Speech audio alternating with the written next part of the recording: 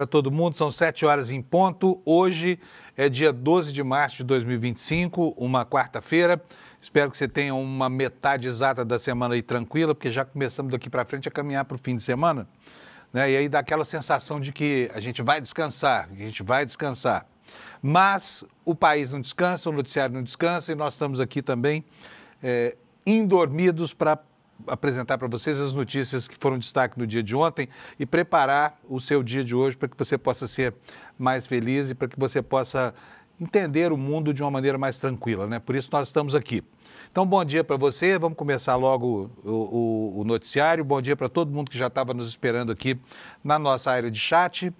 E, olha, gente, o noticiário hoje vai girar em torno ainda das questões envolvendo a loucura que acontece nos Estados Unidos, quando, né, o presidente resolveu enfrentar o mundo, se reposicionar, reposicionar todas as forças, refazer a geopolítica global, e isso está começando a criar consequências para todo mundo, inclusive para o Brasil, porque agora já estão valendo as tarifas de 25% para o aço brasileiro, e não é só do aço brasileiro, é de todos os parceiros comerciais dos Estados Unidos. Todo mundo está na mesma barca aí, enquanto os empresários lá nos Estados Unidos começam a arrancar os cabelos, sem entender o que o Trump está querendo, porque isso vai, com certeza, prejudicar a indústria nacional e fazer aumentar os preços, né?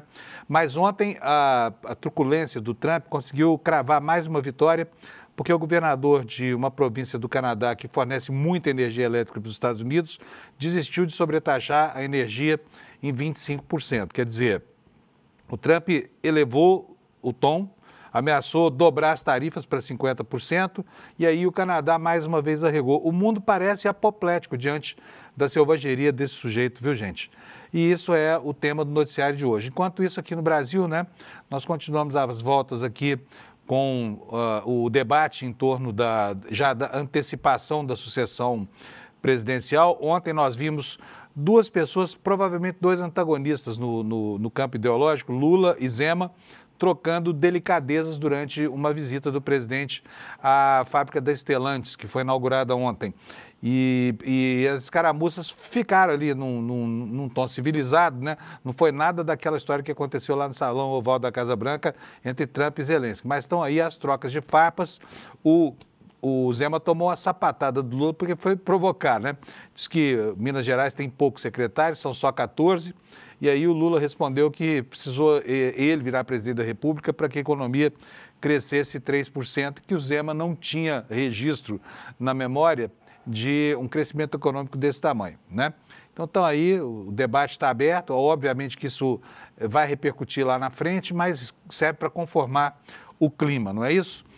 Vamos começar, como eu faço todo dia, dando uma olhada nos destaques do site do ICL.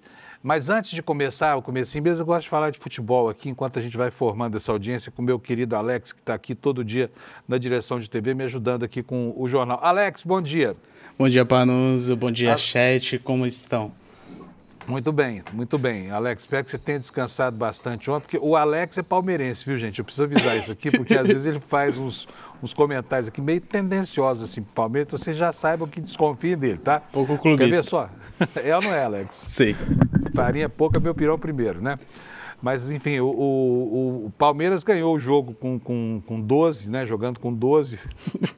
Não foi isso, Alex? Na minha opinião, não. Não, né? Mas do Brasil inteiro, sim. Mas o Palmeiras não é assunto hoje. Hoje o assunto é o Corinthians. O Corinthians tomou uma lavada de 3-0. Como é que é o nome do time na Libertadores? Barcelona de Guayaquil do Equador. Barcelona de Guayaquil.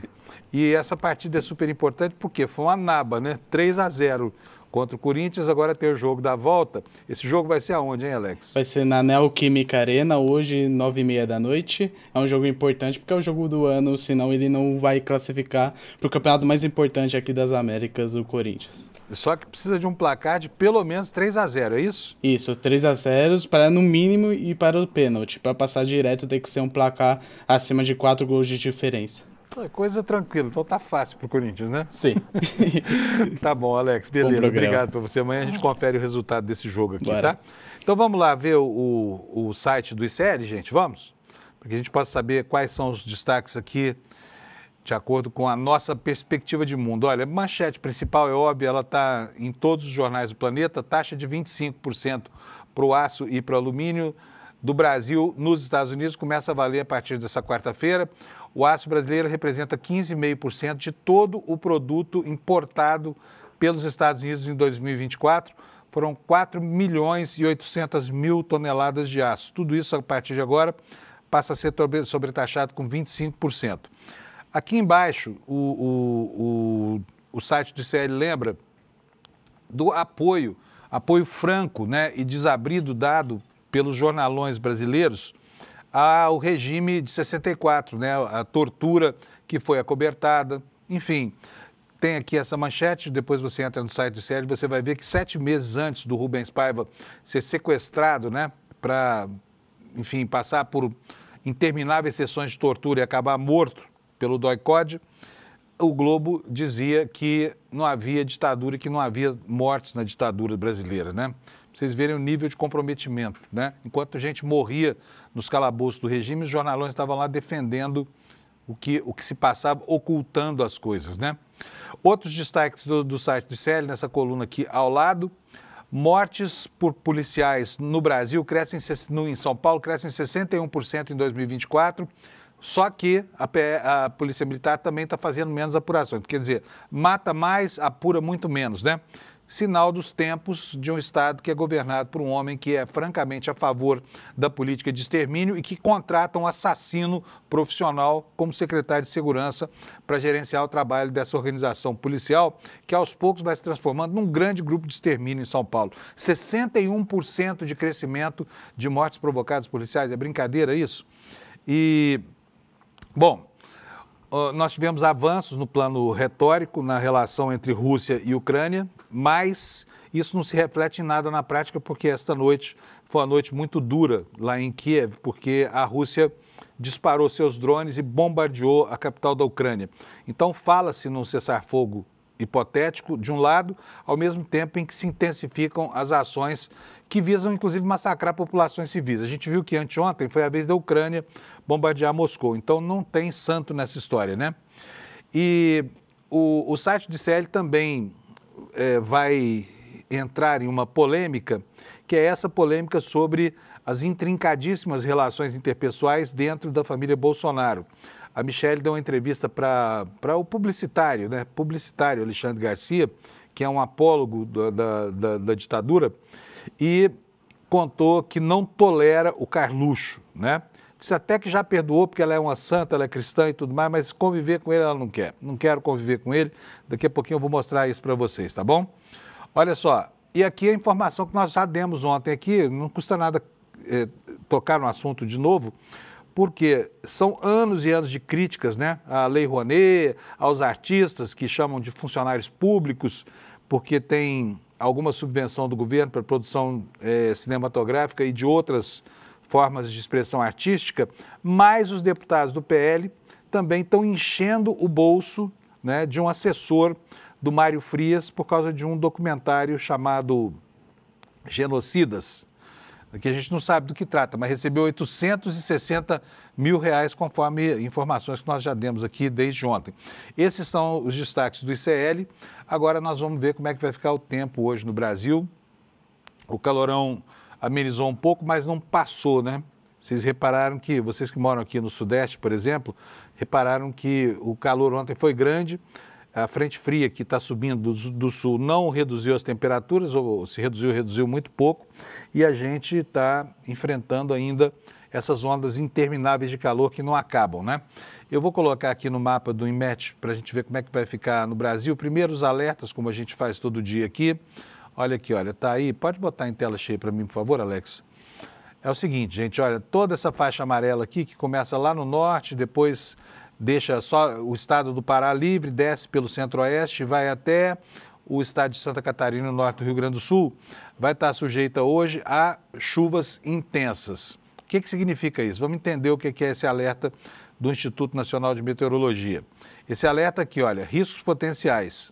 Chuva de entre 20 e 30 milímetros por hora ou até 50 milímetros por dia, ventos intensos de até 60 quilômetros por hora E aí tem o anúncio de que há um risco baixo de corte de energia elétrica, queda de galho de árvore, alagamento e descargas elétricas em toda essa área amarela do mapa que a gente está vendo aqui, tá?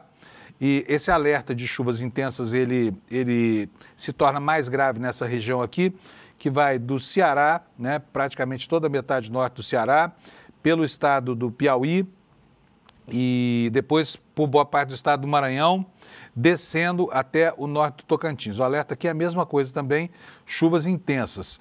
Aqui na região sul também nós temos um alerta de maior gravidade. Olha, no litoral do Paraná, né, na divisa com o estado de São Paulo, até o litoral na altura de Florianópolis, em Santa Catarina, alerta também de acumulado de chuva, terreno muito hidratado por causa do aguaceiro que já caiu nesses últimos dias, né? Então é essa a situação. E vamos ver agora como é que vão ficar as temperaturas, porque elas continuam altas. Olha, só 3 estados brasileiros vão ter máximas abaixo dos 30 graus hoje, viu, gente? Vou mostrar já aqui para vocês, para a gente simplificar aqui a questão da temperatura. Deixa eu correr essa página mais para cima aqui para você poder enxergar melhor. As 3 capitais que vão ter temperaturas abaixo dos 30 graus, não muito abaixo, são as 3 do sul do país, né? Curitiba terá 22 de máxima, Florianópolis terá 24 e Porto Alegre terá 27 graus. Só que daí para cima, o Brasil inteiro vai ter temperaturas acima de 30 graus. São Paulo, vou começar aqui com São Paulo. São Paulo vai ter 31, Rio de Janeiro 33, cariocas ainda com calor. Vitória, mesma coisa, 33, Belo Horizonte também 33, Brasília 31, Goiânia 36, hein? Os goianienses vão fritar hoje aí, 36, mas estão acostumados, então não tem problema, né? Campo Grande, 30 graus cravados, Cuiabá, 36 graus, também o pessoal lá está acostumado com esse calorão, Palmas, 34 graus, Porto Velho, 30, Rio Branco, 30, Manaus, 30, Boa Vista, 33, Macapá, 30 graus, Belém, 32 graus, São Luís do Maranhão, 28, Teresina, 33 graus. Daí para frente, olha, todas as capitais do Nordeste, salvo a capital do Ceará, que vai ter 29 graus, todas as outras com máximas acima de 30 graus, de 31, 32 graus. Então, é essa a situação no Brasil hoje. O pessoal que está dentro dessas áreas onde vai cair chuvarada, fique atento aí, cuidado nas encostas, né? E cuidado também nas rodovias. E ontem, finalmente, voltou a chover aqui em São Paulo, que aliviou um pouco a sensação de calor que a gente está sentindo aqui, mas não abafou, não parou com isso, né? Não parou o calor. Vamos começar com os nossos destaques aqui, gente. Olha, o aço brasileiro está sofrendo uma sobretaxa de 25% do governo dos Estados Unidos. Decisão que foi antecipada pelo Trump já desde a campanha eleitoral, mas agora começa a ser cumprida. Isso está começando a criar embaraço lá dentro da economia americana, porque os empresários de lá começam também a sentir o baque. Afinal de contas, quem paga a tarifa é quem compra a matéria-prima importada do mundo, né? Então está aqui a matéria no site do ICL explicando que a taxa de 25% para o aço e para o alumínio do Brasil começa a valer nessa quarta-feira. O aço representa 15,5% de todo o produto importado pelos Estados Unidos. Foram 4 milhões e 800 mil toneladas. Eu vou ler aqui um trechinho da matéria para você ficar muito bem informado. O governo dos Estados Unidos declarou nesta terça que a taxa de 25% sobre importação de aço e alumínio vai entrar em vigor por volta de 1 hora de Brasília, 0 hora de Washington, desta quarta-feira. Portanto, já está valendo, né? Trump já havia assinado a medida em fevereiro. Essa norma vale para todos os parceiros do país norte-americano e afeta o Brasil. Segundo a Casa Branca, não haverá nenhuma exceção, o que, se for levado a efeito, tira as chances pretendidas pelo Brasil de fazer uma negociação diplomática para tentar demover o governo Trump dessa sanção, né, que prejudica demais aqui uma das principais commodities brasileiras, que é o aço, né? E o Brasil fica condenado aí, se não conseguir escoar o seu aço produzido, a virar um exportador de minério de ferro, que não agrega valor quase nenhum à economia.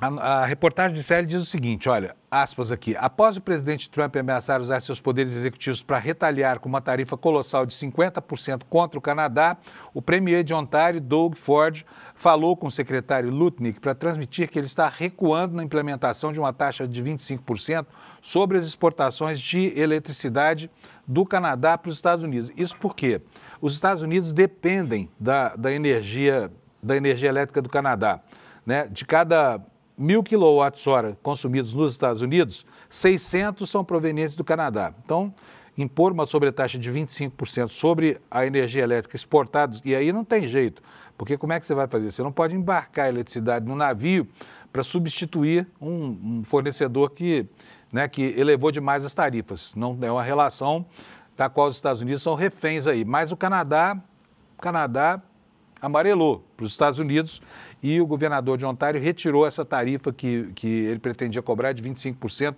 sobre a eletricidade. Por quê? Porque o Trump disse que ia dobrar o castigo para o Canadá, ia elevar as tarifas sobre aço e alumínio e outros produtos de 25% para 50%, né?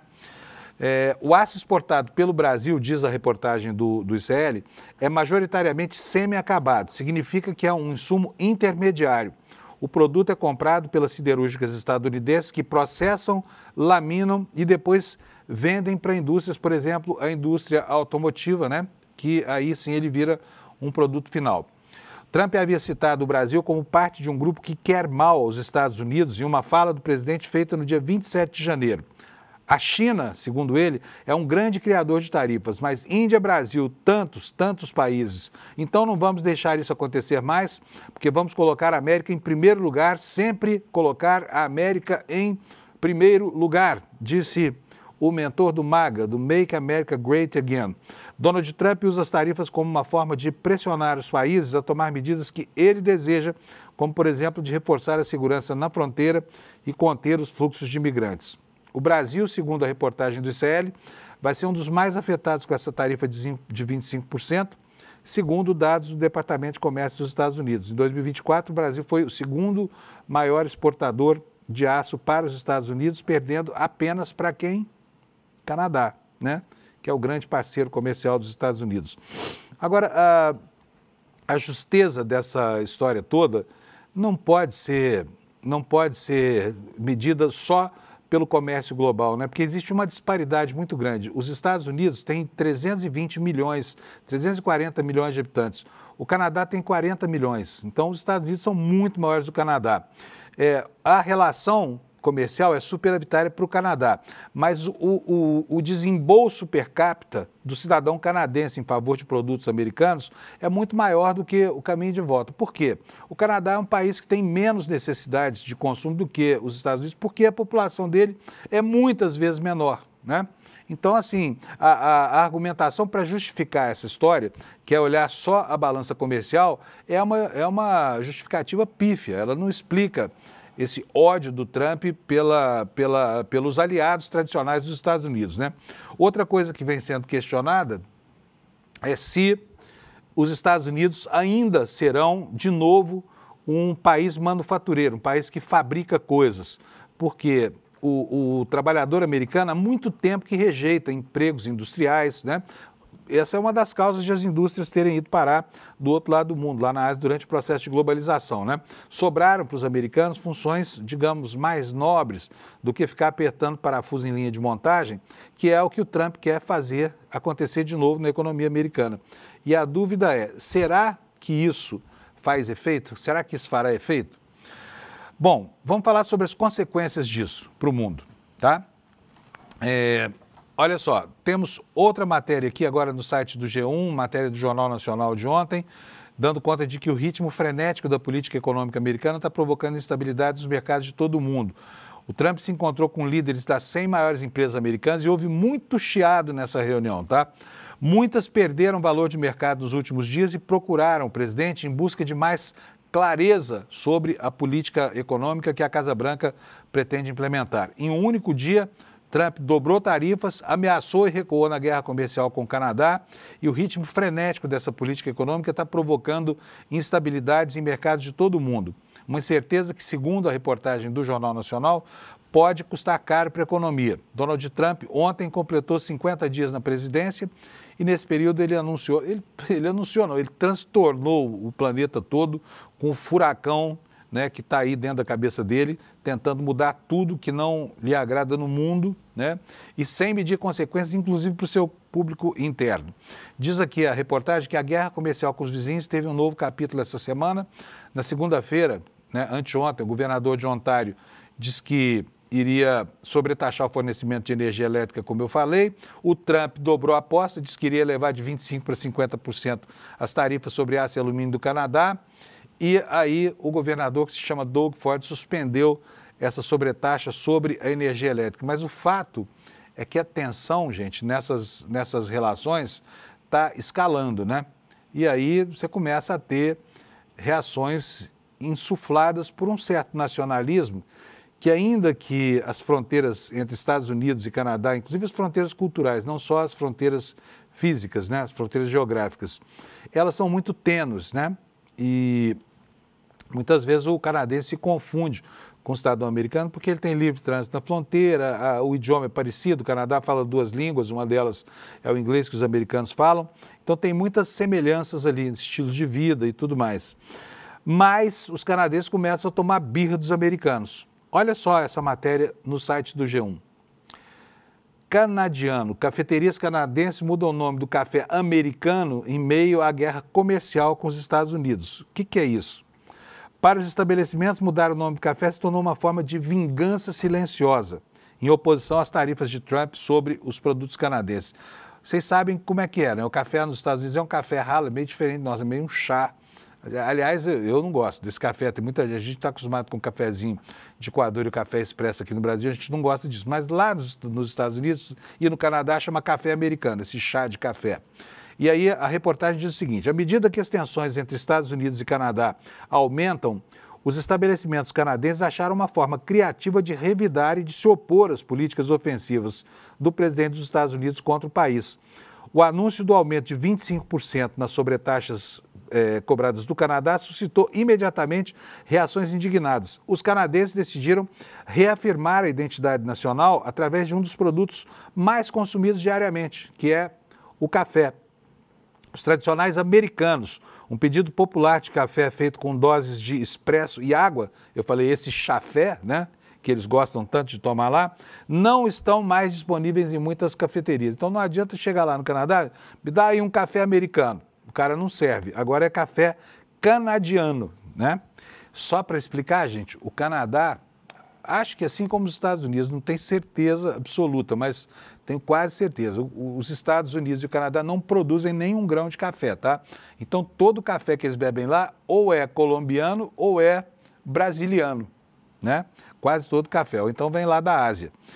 Bom, diz a matéria aqui, os tradicionais americanos, pedido popular, não estão mais disponíveis nas cafeterias, no lugar começaram a tomar agora o canadiano. Apesar de alguns proprietários quererem permanecer apolíticos, a tendência causou impacto em todo o país.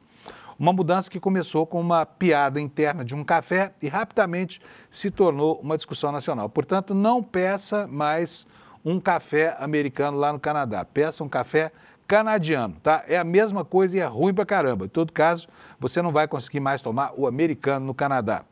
Como eu imagino que você não está muito preocupado com isso, eu vou explicar um pouquinho o que foi esse recuo do governador Doug Ford lá da província de Ontário, que voltou atrás na sua intenção de retalhar os Estados Unidos, aumentando a energia elétrica que os Estados Unidos compram do Canadá. Põe na tela para mim, Alex, por favor. Província mais populosa do Canadá revoga a tarifa de 25% para exportação de energia dos Estados Unidos. Horas antes do anúncio, Trump havia dito que as tarifas sobre aço e alumínio do Canadá aumentariam de 25% para 50%, o que basicamente paralisaria toda a produção visando a exportação do Canadá para os Estados Unidos. Como é que foi que aconteceu isso? O primeiro-ministro da província de Ontário, Doug Ford, disse nesta terça-feira, ontem, que concordou em suspender a aplicação da tarifa de 25% sobre todas as exportações de energia da região para os Estados Unidos, após uma conversa com o secretário americano de Comércio, que se chama Howard Lutnick.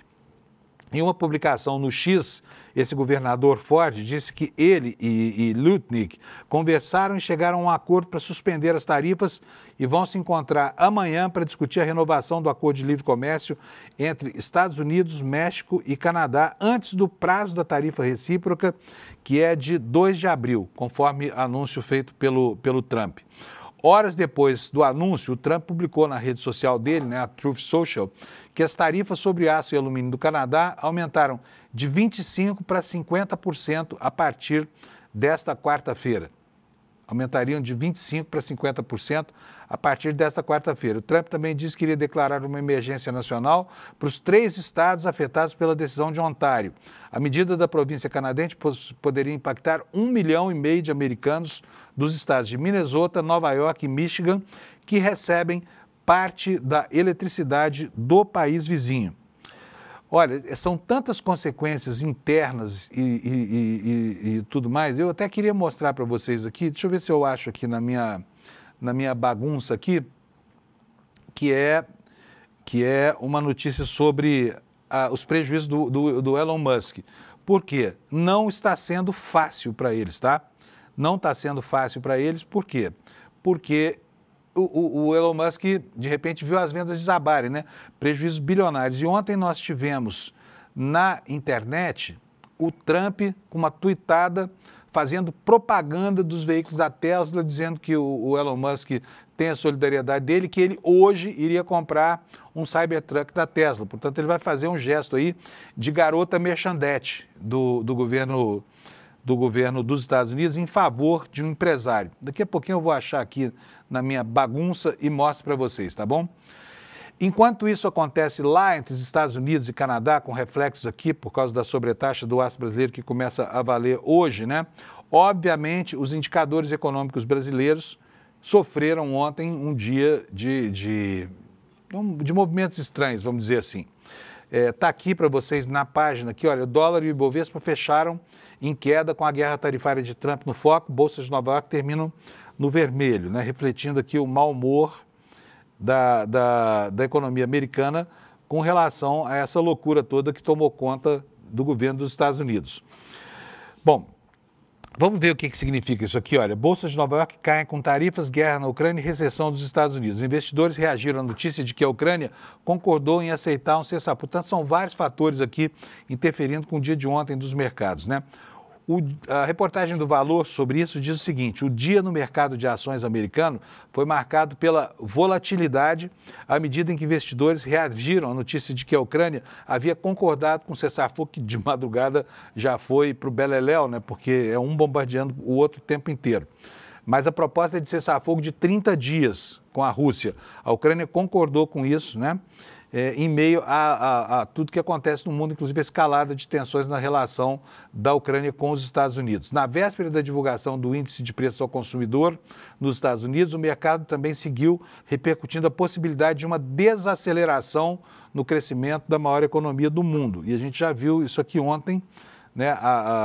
Os mercados nos Estados Unidos, nesta segunda e nessa terça, sofreram muito lá porque o Trump admitiu que a economia americana teria um comportamento recessivo, né? Então a gente viu ontem dólar, as cotações das commodities e das ações das empresas de tecnologia tiveram um dia de surto lá nos Estados Unidos, né? Com relação ao Brasil, os grandes players da economia aqui fazem uma aposta na estabilidade do país. Por quê? O Brasil é um país que está, enfim, sendo guindado, sendo arrastado para essa guerra comercial e que ainda espera encontrar na diplomacia um caminho para vencer, né, essa resistência absurda que acontece lá da parte do governo americano, tentando transformar aquela economia numa economia manufatureira de novo. E ontem o presidente Lula participou da inauguração de uma fábrica da antiga Fiat, que agora se chama Stellantis, né? E o presidente da empresa, que é uma empresa importante no cenário global, fez uma espécie de profissão de fé na estabilidade que o Brasil oferece em função das suas condições estruturais, né? Está aqui na tela para vocês matéria do Valor Econômico. O Brasil é referência de país estável num cenário em que despontam incertezas, diz o presidente da Stellantis, que se chama John Elkann. Ele é o presidente global da montadora. E diz que o Brasil e a América do Sul ocupam um lugar cada vez mais importante nos negócios da montadora. A matéria diz o seguinte: o chairman da Stellantis disse que o Brasil é um país estável num cenário em que despontam incertezas. Agora, vocês já imaginaram isso alguns anos atrás? Né? Vocês já imaginaram os Limers, os Faria Limers, ouvindo isso? Eles que todo santo dia fazem apostas e apostas e criam cenários inverídicos, projetando o caos lá para frente, ouvindo o presidente de um dos maiores conglomerados industriais do mundo dizer que o Brasil é um país estável num cenário em que despontam incertezas? Bom, vamos lá. Seguindo por aqui na matéria. O executivo herdeiro da família que fundou a Fiat recebeu na fábrica da Stellantis em Betim o presidente Lula e também uma grande comitiva lá de ministros, né?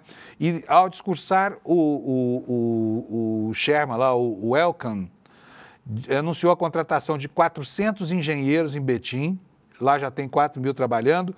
Diz que o Brasil e a América do Sul ocupam um lugar cada vez mais importante nos negócios da Stellantis, que em 2024 divulgou um programa de investimentos de 30 bilhões de reais até o fim da década. A empresa também anunciou no início desse ano a contratação de 1.500 trabalhadores em Betim. Antes do presidente da Stellantis, Emanuele Capelano destacou que o governo Lula garantiu marcos regulatórios e elogiou o Programa Federal Automotivo Mover e a reforma tributária. Quem é esse senhor Emanuele Capelano? É o presidente da Stellantis para a América do Sul. É o que dá aqui a nós a matéria do valor, né? Vamos agora, saindo um pouco da economia, das questões internacionais, das implicações que isso traz para o Brasil, falar um pouco sobre as nossas vicissitudes aqui, os problemas brasileiros aqui que provocam uma grande imbricação, né? Uma convergência do noticiário policial e do noticiário político. A começar por aqui, por essa matéria que o Alex vai botar na tela para a gente, dizendo isso aqui, olha, PF diz que um lobista transferiu 4 milhões em propina a assessor do Superior Tribunal de Justiça.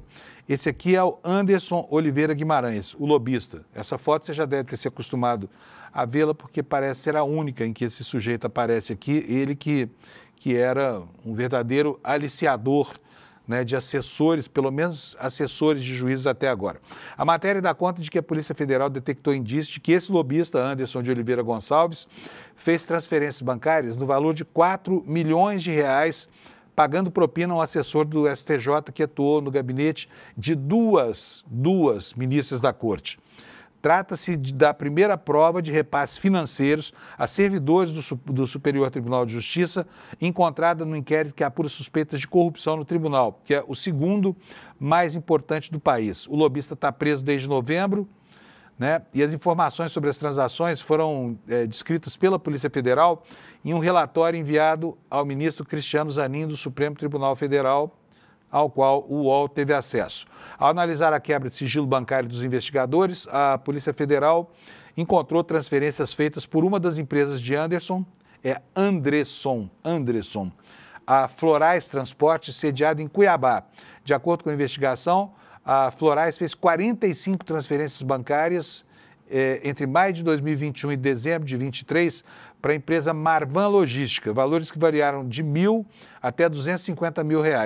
A Polícia Federal identificou que essa empresa pertence à esposa de Márcio Toledo Pinto, é o nome do servidor do STJ, que foi objeto de busca e apreensão em novembro e foi afastado desde o início das movimentações. Portanto, está aqui, né, a Polícia Federal avançando e informando o Supremo Tribunal Federal de que esse esquema de compra de sentenças pela via dos assessores dos ministros do Superior Tribunal de Justiça deixou sim rastros para comprovar. Agora, o curioso nessa história toda, e isso não deixa de ser uma boa notícia, se ela prevalecer, né? É que até agora nenhum ministro do Superior Tribunal de Justiça foi alcançado por essas investigações. Não me parece que a Polícia Federal esteja poupando absolutamente ninguém. O que está acontecendo é que não se encontrou aqui nenhum indício de que ministros participem desses esquemas aqui.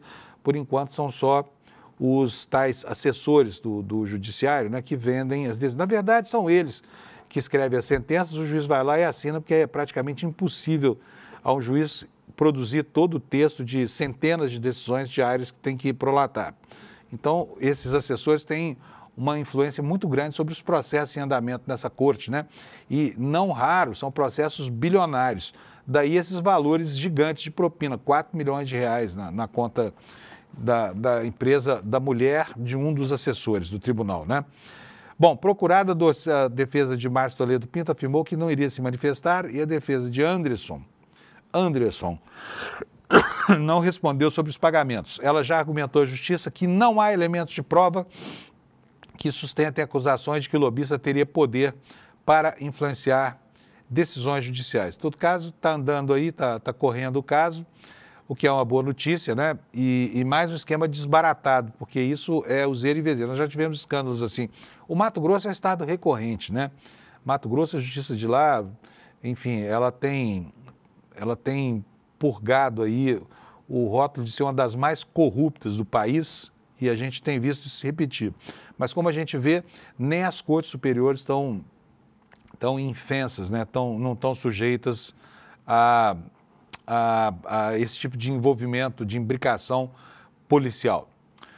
Enquanto tudo isso acontece, né, a família Bolsonaro, está às turras aí e finalmente a gente consegue entender qual é a natureza das relações entre Michele e Carluxo. Vocês vão se lembrar que durante o governo Bolsonaro, isso sempre foi objeto de especulação pela imprensa, nas redes sociais, mas era evidente que não havia muita coisa certa aí. Agora, um publicitário, você conheceu na condição de jornalista, né, o Alexandre Garcia, publicitário do golpe, publicitário do negacionismo. O Alexandre Garcia entrevistou a Michele Bolsonaro e ela abriu a boca. Já se sabia, não é novidade. Mas olha só, está aqui na capa do ICL hoje, né? Essa entrevista, gente, aí fico pensando aqui, é o fim da picada, né? A gente repercutindo aqui, entrevista do Alexandre Garcia, como se esse jornalista pudesse produzir qualquer coisa, aproveitar. Mas, enfim, deu chance a Michele de falar sobre o que ela queria, ela se sentiu em casa e falou. E o que ela falou sobre o Carluxo? A gente não se fala, mas eu fui uma intercessora do Carlos. Não sei o que é um intercessor. Você sabe o que é intercessor? Aí continua aqui a fala da Michele, mas eu respeito porque o Jair teve 2 relacionamentos e não deu certo. E ele tinha aquela questão por eu ser mais nova, 27 anos mais nova, e ele não gostou muito. Ele tem o gênio dele, eu tenho o meu gênio. Ele tem a verdade dele, eu tenho a minha verdade. Não desejo nenhum mal para ele.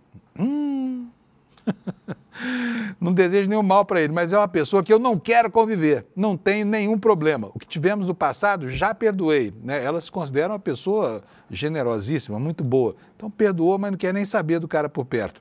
Meu coração está limpo em relação a isso, declarou Michele. Ela também citou a Bíblia, quando disse que a decisão está respaldada pelo livro sagrado. Segundo ela, evitar a proximidade com Carlos é a melhor escolha para se poupar de conflitos. Eu não sou obrigada a conviver. A Bíblia me dá respaldo. Qual será o trecho bíblico que ela usou para se basear com isso aqui? Mas, enfim, isso é uma questão de foro íntimo, também pouco interessa. Mas vamos lá. Não proíbo o meu marido jamais de ter relacionamento com ele, mas não consigo conviver. Só faltava obrigar o pai a não se relacionar com o filho, né? Ainda que o pai seja o Bolsonaro e o filho seja o Carluxo. Prossegue aqui a dona Michele, a ex-primeira-dama deste infeliz país. Ele tem liberdade de ir e ver a Júlia, netinha dele, a hora que ele quiser. De viajar junto, vão pescar juntos. É o filho dele, eu respeito. Não gostaria que fosse assim, mas ele tem o jeito dele e eu tenho o meu. Algumas coisas eu não concordo e para não ter problema maior, eu prefiro me afastar. E olha, a gente sabe, né, que isso tudo começou por causa de uma reação de ciúme do Carlos Bolsonaro em relação aos parentes da Michele Bolsonaro, né? O Carlos andou reclamando que o Bolsonaro abraça os parentes da Michele, mas não abraça a própria neta, que é seria filha dele, né? Essa filha que apareceu do nada. Michele e Carlos não se falam há anos, diz aqui a reportagem no site do ICL. No mês passado, Bolsonaro já havia confirmado que Michele e Carlos não se falam há anos e insinuou que o motivo seria ciúmes. Ele comentou isso naquela entrevista que deu ao Léo Dias. Ele disse o seguinte, olha, tem filho meu que não fala com ela, o Carlos. tem um problema lá atrás. A Michelle tem seu gene, talvez algum problema de ciúmes, não sei. Então ele culpa a Michelle, né, por esse desgaste familiar. Mas também o Carlos amadureceu muito. Tem uma filha agora, disse o Bolsonaro. A relação entre Michelle e Carlos já gerou trocas de farpas públicas com claras manifestações, demonstrações de desentendimento entre os dois. Em 2023, por exemplo, o vereador criticou o pai nas redes sociais, Michelle rebateu com uma indireta. Carlos reclamou no Instagram de Bolsonaro aparecer segurando a filha do Nicolas Ferreira no colo, insinuando que o pai não fazia o mesmo com a filha dele, Carlos Bolsonaro. Aí a manifestação foi assim, legal o cara fazer isso com a sua filha e com a minha não, disse o Carlos. Aliás, esse Carlos tem uma afetividade tão complicada, né, gente? Eu não vou entrar no mérito disso, porque a maneira, enfim, como eles expressam os seus afetos não me diz respeito, mas isso tudo acaba moldando, né, relações que são institucionais, essa brigaiada toda lá no âmago da família Bolsonaro, né, e tudo lá parece anormal. Não sei como é que uma família que diz tanto prezar os valores tradicionais da família brasileira consegue, né, ser tão cheia de conflitos assim. Mas está aqui a declaração prestada pela Michelle Bolsonaro ao publicitário Alexandre Garcia sobre as tretas. Oi, fala. O chat falou aqui, a Silvana Luzi, que intercessor é um termo que se refere a uma pessoa que intercede, ou seja, que pede algo por algo ou alguém. Ah, intercedeu por ele. Cheguei a ser intercessor. Podia falar um português que a gente entende. Tudo bem. Entendemos agora. Chegou a interceder por ele. Só não falou aonde, porque disse que não gosta de conviver com ele, né, Alex? Eu agradeço o pessoal do nosso chat. Se alguém conseguiu entender como que o intercessor pode não querer conviver com alguém, me explique também aqui no chat, tá bom? Bom, vamos lá, gente. O Bolsonaro, que todo mundo sabe que é um sujeito muito tosco, começa a sofrer mais consequências da sua tosquidão, né? E hoje está aqui na coluna da Mônica Bergamo que ele vai ter que responder sobre aquela fala da semana passada, quando afirmou que as mulheres da esquerda são feias e incomíveis, né? Uma fala grosseira, repercutiu muito por aí, né? E eles acham bom, porque qualquer lacração é boa para eles, uma vez que aumenta a popularidade deles na internet. Mas isso tem consequência, que no mundo real, saindo do âmbito da Terra plana, Nibiru, Ratanabá, isso aqui tem consequências. E uma das consequências é isso que está expresso aí na coluna da Mônica Bergamo, na Folha de São Paulo, né? Conselho aciona o Ministério Público Federal contra Bolsonaro por chamar as mulheres petistas de feias e incomíveis. É o Conselho Nacional de Direitos Humanos. A Mônica conta para a gente aqui o seguinte: o Conselho Nacional de Direitos Humanos, CNDH, denunciou Jair Bolsonaro ao Ministério Público por ter dito que as mulheres petistas são feias e incomíveis. O órgão, que é vinculado ao Ministério dos Direitos Humanos e da Cidadania, afirma que os comentários buscam desqualificar as mulheres e reforçam a discriminação de gênero e o preconceito partidários. O vídeo foi compartilhado pelo filho 04 do ex-presidente, que é vereador lá em Balneário Camboriú, pelo Jair Renan Bolsonaro, na última sexta-feira. Se você pensar que foi por acaso, tenho certeza que não foi, porque a sexta-feira foi dia 7, véspera do Dia Internacional da Mulher. E a declaração exata do Bolsonaro, quer saber de uma coisa? Não vou repetir, você já viu, essa é uma declaração muito feia e não me interessa repetir. Portanto, o Conselho Nacional foi ao Ministério Público Federal e tomara que o Bolsonaro, dessa vez, tenha que responder por esse tratamento injurioso, injuriosamente coletivo, né, que dispensa as mulheres brasileiras, né? No plano das negociações entre Congresso e governo, né, ontem houve um avanço no sentido de aproximar um pouco mais a Petrobras do momento em que haverá a autorização para a prospecção, para a pesquisa de lavra naquele poço que fica na margem equatorial, que tem rendido tanta polêmica. Só que ontem, o presidente do Senado, Davi Alcolumbre, que talvez seja o principal lobista dessa liberação, passou a comemorar, como você vai ver aí nessa matéria do UOL, a sonda na foz do Amazonas. Só que o IBAMA está dizendo que o IBAMA não autorizou a limpeza da sonda, mas não autorizou o início da prospecção. Vamos ver do que trata essa notícia. O presidente do Senado, Davi Alcolumbre, do União Brasil, comemorou a aprovação pelo IBAMA do plano da Petrobras para limpeza, atenção, hein? Limpeza da sonda que será utilizada na perfuração da margem equatorial. O Plano de limpeza, esclarece a matéria, no entanto, não significa uma licença para exploração do local, não significa que tenha havido autorização para isso, para prospecção. O órgão ambiental disse que a aprovação da proposta é uma etapa da rotina do setor de petróleo, quando há previsão de deslocamento de plataformas ou embarcações nas regiões como com Coral-Sol, mas não há qualquer deliberação conclusiva sobre o licenciamento na margem equatorial. E aí houve até uma nota no IBAMA para esclarecer esse assunto, dizendo o seguinte, porque esse assunto é um assunto sensível, tanto dentro do governo quanto para a imagem do Brasil de defensor do meio ambiente, tão propalado pelo governo Lula e às vezes prejudicada por certos pleitos dentro do próprio governo. O que diz a nota do IBAMA? Esclarecemos que essa etapa não representa qualquer deliberação conclusiva quanto à concessão ou não da licença ambiental para a realização de atividade de perfuração marítima no bloco FZA M59, que é exatamente esse bloco lá da foz do Rio Amazonas, que tem rendido tanta polêmica, né? O presidente do IBAMA, o Rodrigo Agostinho, ele chegou, inclusive, como você vai ver na tela agora, numa outra matéria aqui no Valor Econômico, ele chegou a minimizar a autorização dada à Petrobras para limpar a sonda destinada para essa perfuração na foz do Amazonas. Segundo ele, isso não é, de jeito nenhum, um primeiro passo para que o órgão libere a exploração de petróleo na região. Ele explicou que, abre aspas, foi apenas autorizada a limpeza de uma sonda, que tinha uma incrustação de coral-sol, que é uma espécie invasora no Brasil. Só isso. Portanto, o Alcolumbre comemorou algo que não deveria estar sendo comemorado, né? Porque não houve autorização do IBAMA e a novela prossegue, apesar de toda a pressão que o governo tem feito para que as coisas andem nesse sentido. Voltamos aqui a falar sobre noticiário internacional. Por quê? Essa madrugada foi uma madrugada dura em Kiev, né? Ontem o dia tinha sido alvissareiro, porque parecia que se chegava mais próximo de uma condição de cessar-fogo aí, porque a Ucrânia havia aceitado uma proposta de cessar-fogo por 30 dias, pelo menos, para começar a conversa em torno da pacificação do conflito, né, depois da intervenção drástica do Trump no assunto. Só que as coisas desandaram logo de madrugada, porque anteontem, de madrugada, a Ucrânia tinha bombardeado, mandado 80 drones para Moscou. Agora foi a vez de Moscou retaliar a Ucrânia, enviando seus drones e seus bombardeiros a Kiev, dessa madrugada, né?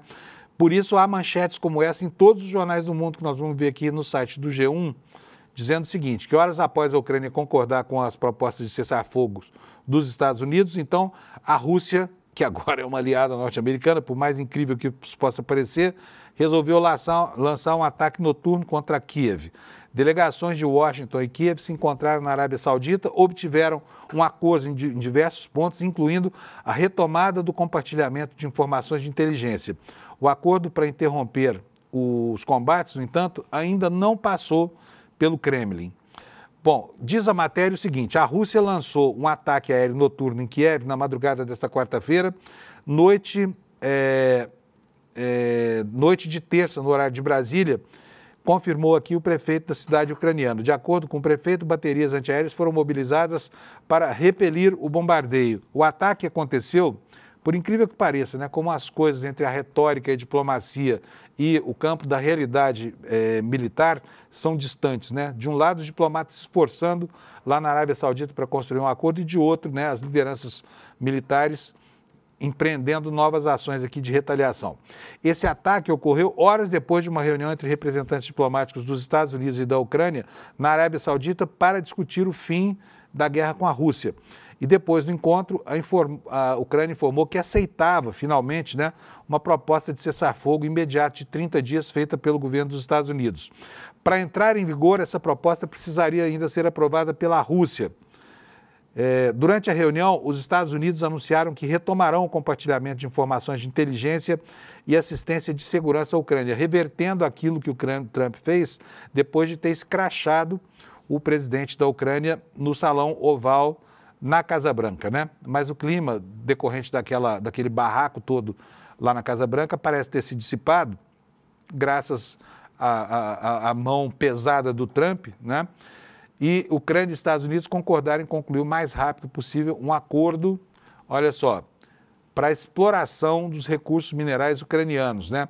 Que é a pauta que interessa, de fato, ao presidente dos Estados Unidos, que quer lucrar, como se já não tivesse havido bastante lucro, com essa guerra lá, fazendo com que as provisões de minerais de terras raras, que são muito importantes, por exemplo, para o grande patrocinador da vitória do Trump, o Elon Musk, né, para a fabricação de foguetes, para a fabricação de baterias para os veículos elétricos da Tesla e de outras empresas americanas. Portanto, o Trump aproveita a oportunidade aberta por uma guerra sangrenta para que os empresários do seu país possam lucrar. Outro lugar no mundo que está convulsionado agora é Portugal. Não é convulsionado por causa de convulsão social, mas é porque a política ali continua produzindo, né, produzindo alguns eventos que são muito curiosos, no mínimo. Olha, o premier de Portugal, né, foi derrotado no parlamento e caiu após um escândalo de cassinos, sobre o qual a gente vai falar agora há pouco, e logo o país vai ter novas eleições. O Luís Montenegro perdeu o voto de confiança e o presidente Marcelo Rebelo de Sousa terá que hoje decidir sobre a dissolução do parlamento e sobre a convocação de novas eleições. Nos últimos 3 anos, os portugueses já foram às urnas 2 vezes. Parece muito com a situação do país vizinho, a Espanha, que ficou anos sem conseguir formar um governo lá, com sucessivos parlamentos sendo dissolvidos, né? E, enfim, uma longa crise política que o parlamentarismo resolve muito bem. Se fosse um país presidencialista, certamente teria acabado em golpe de Estado, mas o parlamentarismo suporta esse tipo de crise. Vamos ver o que está acontecendo lá em Portugal. O primeiro-ministro de Portugal, Luís Montenegro, caiu nessa terça, derrotado pelo parlamento, 142 votos a 88, para rejeitar a moção de confiança. Esse instrumento é usado para medir se o governo tem o apoio do parlamento. Se não tiver, área para o primeiro-ministro. Com a derrota, o governo de Montenegro se tornou interino e o presidente de Portugal, Marcelo Rebelo de Sousa, agora vai decidir, após uma rodada de consulta, se convocará eleições antecipadas para o mês de maio. Sabe quantas vezes já aconteceu nos últimos 3 anos? Já aconteceu 3 vezes, né? O próprio Montenegro apresentou a moção de confiança na segunda passada, perto de completar 1 ano no cargo, após a oposição questioná-lo sobre os negócios da Spinum-Viva, uma empresa de consultoria que ele fundou e que agora é administrada pelos filhos dele, né? Vamos ver a razão imediata, né? Aquela gota que derramou o copo, qual foi? Um escândalo com cassinos. O primeiro-ministro de Portugal deve enfrentar a moção de desconfiança, né, que já foi votada pelo parlamento.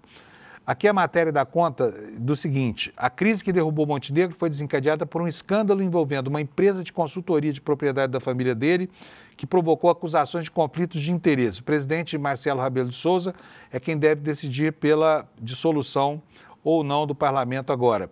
Embora ele não seja obrigado a dissolver a Assembleia, deixou claro que o faria se o governo perdesse a eleição nesta terça-feira. Luís Montenegro é o líder do Partido Social Democrata e da Aliança Democrata, AD. O primeiro-ministro comandava um governo frágil de minoria desde abril de 2024. Os partidos de oposição, PS e Chega, controlavam 128 dos 230 assentos do parlamento. E na Groenlândia, nós também tivemos uma reviravolta lá. A Groenlândia, que é tão almejada, né, pelo Trump como futura possessão americana, a oposição venceu a eleição parlamentar, né, e a sombra do Trump, diz a matéria da Folha de São Paulo, teve a ver com isso. O partido de oposição Democratic, que tem como tema, que tem como uma das suas principais bandeiras a formalização de novos negócios, venceu a eleição parlamentar na Groenlândia. O Democratic garantiu 29,9% das cadeiras contadas, um aumento de 9,1% em relação à eleição de 2021. Diferentemente da Naleraq, que quer independência de forma rápida, o Democratic defende mais negociações e cautela no processo de desvinculação política entre a Groenlândia e a Noruega. A Groenlândia, cuja população... Sabe quanta gente mora lá? Pouquíssima gente, né? É um pedaço de gelo sobre terra lá, quase que vazio. São só 57 mil habitantes, né, de uma região gigante do planeta, né? Mas essa região é o objeto dessa disputa geopolítica, por causa do domínio no Ártico, onde o derretimento das calotas polares está tornando os recursos naturais mais acessíveis e abrindo novas rotas para navegação. E tanto a Rússia quanto a China intensificaram atividades na região nos últimos anos. É o que dá conta aqui a matéria do jornal Folha de São Paulo, né? Vamos falar um pouquinho, está quase terminando o programa aqui, eu preciso falar que o governo Lula ontem lançou um novo consignado privado, passa a valer a partir de hoje, quarta-feira, né? E vai funcionar, não entrou ainda, não está integralmente implantado, tá bom? Mas diz aqui a matéria do Estadão que a expectativa é de que os trabalhadores possam acessar esse novo sistema 5 dias após a publicação da medida provisória. E os bancos querem tempo para se adaptar ao que está previsto por lá, né? O acesso à nova modalidade pelo aplicativo dos próprios bancos para a obtenção do empréstimo consignado deve demorar um pouco mais, uma vez que as instituições estão pedindo mais tempo, uma previsão de 30 a 45 dias para implantar. Qual é a vantagem? Vou logo dizer para vocês aqui, resumindo a notícia, é o seguinte: quem está apertado vai ao banco e pede um empréstimo pessoal. Sabe quanto é que está custando de juros por ano? Está custando mais de 100% esse financiamento. Ou seja, em um ano, o banco praticamente dobra o capital cobrando esses juros de agiota que a banca brasileira cobra, né? Nesse consignado, que vai estar acessível aí para todo mundo que tem carteira assinada, os juros anuais ainda são um absurdo, mas são muito menores do que a extorsão praticada pela banca oficial. Vão ser em torno de 40% ao ano. Então, seria muita vantagem para quem está apertado lá devendo o Bradesco, Itaú, Santander e cartão de crédito, cheque especial, trocar essas dívidas por esse consignado, que é menos feroz, né, na sua mordida. Mas isso tudo ainda não vai estar à disposição do tomador de empréstimos do Brasil, tá? Enfim, e tem mais duas notícias aqui. Ontem, como eu disse logo na abertura do programa, Lula e Zema se confrontaram, um confronto retórico durante a inauguração da fábrica da Stellantis. O Lula disse que depois de ouvir do Zema que a equipe dele era enxuta, só 14 secretarias, o Lula disse que a importância que tem na qualidade das pessoas que são contratadas, né, e que o Zema não se lembrava de crescimento de 3% nunca na vida. E Zema aqueceu assim, meio constrangido na plateia, porque chamou a briga e tomou uma sapatada, né? E também durante a mesma solenidade, o Lula disse que não tem medo de cara feia. Aliás, esse destaque está aqui em outra matéria do Valor Econômico, diz que não tem medo de cara feia, e dizendo para o Trump, fala manso comigo, hein, caboclo? O presidente Lula afirmou nessa terça que não tem medo de cara feia ao citar rapidamente o presidente americano Donald Trump em discurso feito a operários na fábrica da Stellantis. Lula estava prestes a encerrar o seu discurso e falava sobre o crescimento da economia e redução da inflação no Brasil, quando se lembrou de mencionar o chefe do executivo americano. Ele disse o seguinte: não adianta o Trump ficar gritando de lá, porque eu aprendi a não ter medo de cara feia. Fale manso comigo, fale com respeito comigo, que eu aprendi a respeitar as pessoas e quero ser respeitado, disse o nosso presidente aqui, afrontando. Agora vamos ver no campo da diplomacia, né? O que o Lula vai fazer para resolver isso. Gente, está terminando o programa. Ontem nós tivemos uma estreia muito legal aqui no ICL, né? Vou pedir para o Alex colocar para mim a máscara aqui do Conversar. Tá aí, olha, o programa da Juliana Baroni, com esse time maravilhoso, né? Nina Silva, a Tiburi, a Sarazara e a Açucena. Ontem estrearam aqui e hoje nós vamos ter reprise do programa, tá? Hoje nós vamos ter reprise para que você possa conhecer, você que não conseguiu assistir a live ontem, vai ter... Que horas vai ser a reprise hoje, ô Alex? 3 horas da tarde. Então, é o seguinte, 3 da tarde, para quem não viu, e se você é mulher, especialmente, olha isso aqui, vem conhecer como é que se trava civilizadamente o debate político entre mulheres aqui no ICL, tá? Hoje, às 3 horas da tarde, reprise, e logo depois, reprise do rolê, antes do programa do Rodrigo Viana, né, o ICL Urgente, que começa logo depois das 5 horas da tarde, tá? Vale super a pena, então não perca isso. Se você quiser saber mais informações, acessa aqui, olha, icl.com.br/conversar. A segunda coisa é que no domingo, às 8 horas da noite, nós vamos ter aqui uma aula magna conduzida pelo Eduardo Moreira com a Mariam Ali, com a filha do Muhammad Ali, falando sobre a trajetória do pai, que além de ter sido o maior pugilista de toda a história do mundo, foi também um dos grandes lutadores pelos direitos civis americanos, né? Ele foi um homem que sofreu muito, justamente porque assumiu posições contra o racismo americano. Por exemplo, ele não foi lutar na guerra do Vietnã, porque dizia que não ia defender um país racista. E isso custou muito caro a ele. Perdeu a carreira, ficou afastado 4 anos do boxe e depois voltou para se consagrar como o maior campeão do mundo. E a filha dele, a Mariam Ali, vai contar como é que foi isso tudo, na vida dela, da família, do pai. Então você pode se inscrever já para participar dessa grande aula magna, motivacional, nesse site aqui, olha, despertaicl.com.br. Mas faz isso agora, porque se deixa para depois e vai esquecer, né? Então, enquanto você espera o N1, que vai começar agora, vai aqui, ó, despertaicl.com.br, se inscreva e domingo à noite você já tem um programão, 8 da noite, aqui no ICL, com a transmissão dessa aula magna, tá bom? Gente, boa quarta-feira para vocês, obrigado pela companhia aqui. Amanhã estamos de volta aqui às 7 da manhã, tá bom? Até lá, então. Um abraço para todo mundo. E ele disse, Mariam, você sabia que o seu pai acabou de ser nomeado a pessoa mais famosa do mundo?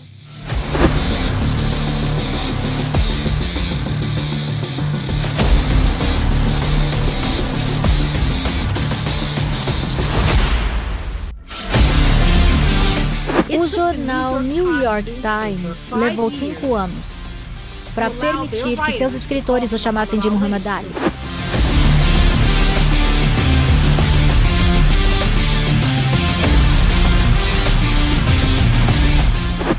Ele literalmente ia desistir da carreira dele para servir a Deus e fazer o que ele sentia que Deus achava certo.